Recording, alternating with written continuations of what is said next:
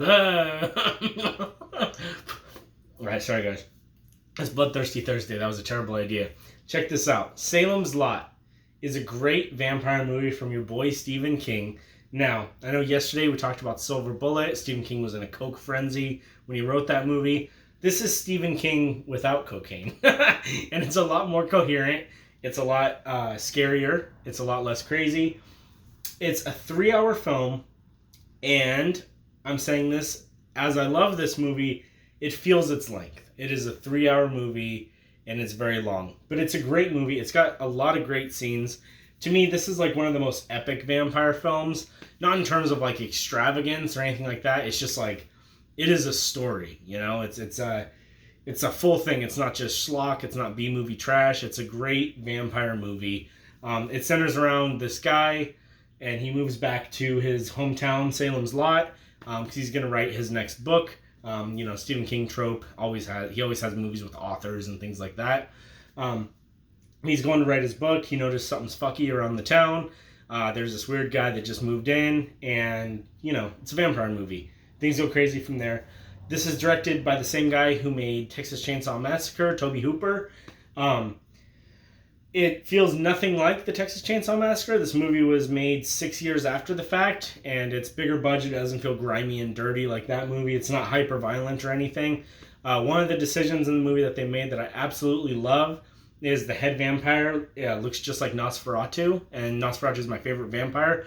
So to see Nosferatu in color and, in this movie is really, really cool. It's my favorite on-screen vampire, aside from the classic Nosferatu. It's got some really, really scary scenes, like genuinely scary scenes. Like you have this little vampire boy at a window scratching on it. It used to give me nightmares when I was a kid. I don't know, just a great, like, spooky vampire movie. Like I said, the only flaw I would say with it or anything I have against it is the fact that it's so long. As a book, I get why it needs to be that long and all that kind of stuff. This was made as a miniseries. And it's only ever been adapted as a miniseries. They did a remake in 2004 with Rob Lowe. Wasn't half bad. It was okay. This is the ultimate classic, though.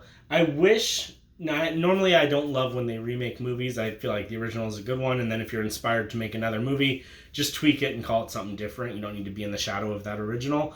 But I would actually like a Salem's Lot remake if done right, if they kept the Nosferatu-looking vampire and all that kind of stuff. If they kept a lot of it the same, but had it in a more concise 2 hours, I think that would be a great way to make Salem's Lot kind of package it a little better for a more general audience. Because this movie, it never feels like, oh, that scene could have been cut or anything like that. It's just kind of a tough sell, like, oh, it's spooky movie night, get the boys and some beer and let's watch a 3-hour movie that feels every minute of its length, So I would like a remake in the future. I think it was announced that Blumhouse or somebody was doing a remake, which has me cautiously optimistic, because a lot of the time, for every great Blumhouse movie, there's a fucking Annabelle sequel. You know what I mean? And I really hope it's nothing like that.